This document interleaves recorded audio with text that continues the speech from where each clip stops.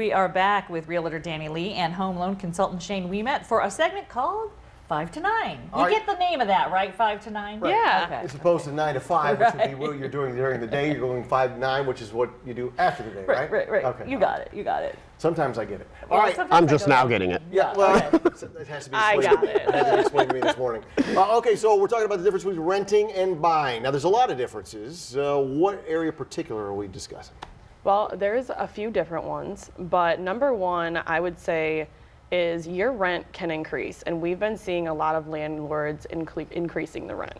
So you think you have a fixed number, but every year, I mean, can they do it more than once a year? No, Typically, You take a no. 1-year lease, and at least you know that 1 year.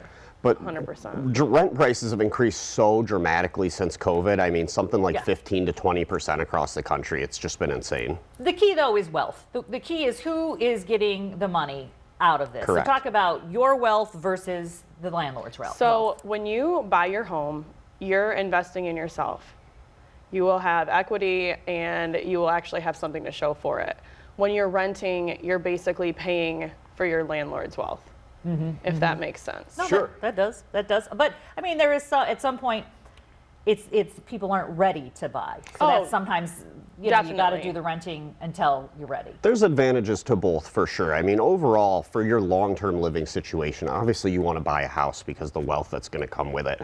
I bought my first house in 2019 for 160, and today it's worth 225. So that's just Well, five if I can short ask, years. How old were you when you I bought was that first 29. house? You were 29. Yep. So that's what I was going to say. That average age of a homeowner is getting older because of the current market conditions. It definitely is. Absolutely. Oh, for sure now. I was about the same age, my first one as well. Mine went the other way. It was around 2008. Yeah.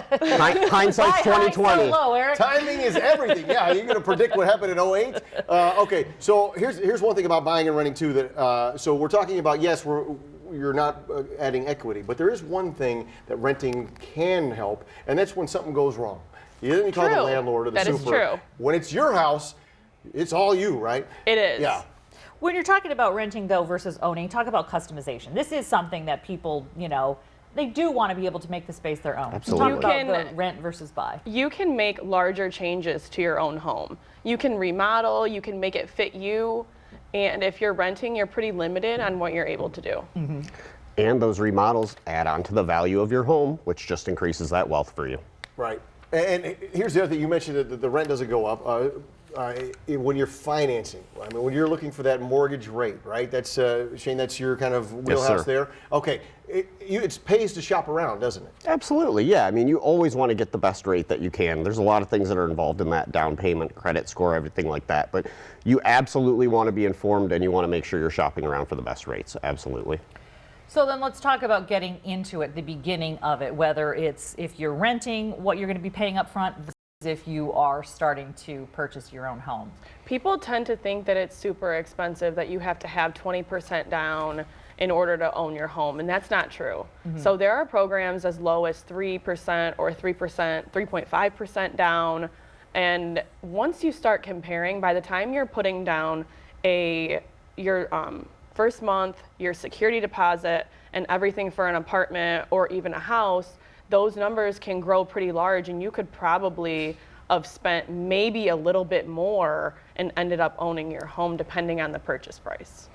Yeah, so I'm going to echo what Danny said a little bit. First, last, and security, let's say at $1,500 a month, $4,500, $5,000 to get into a rental. There's so many programs out there right now. If you've got a 640 credit score or above, you most likely will qualify for some sort of down payment assistance program. You can do seller's concessions.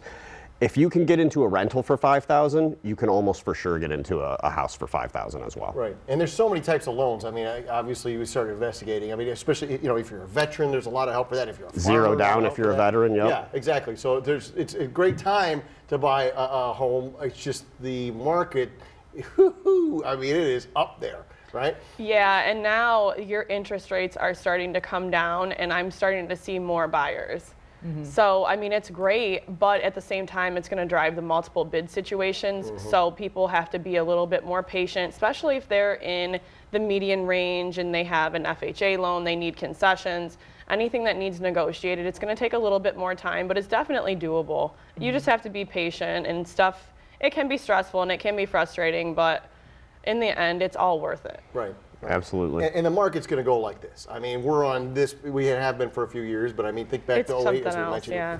what dropped out. And we're going to continue to go like this, I think, for probably about the next 2 years, and then things are going to level out. As the Fed continues to talk about cutting interest rates, when the summer months come and everybody hits the market again, we're going to keep going like this. I think in about 2 years, we're going to start to level out. I think it's important. I mean, when you've been around a long time, which I have, and I've seen a million real estate markets, it changes. It You know, we does. have been at this place right here for several years, so it is. It's like getting enough knowledge to make sure that you kind of can handle whatever the next turn on the market is. I've actually Absolutely. been licensed for 10 years.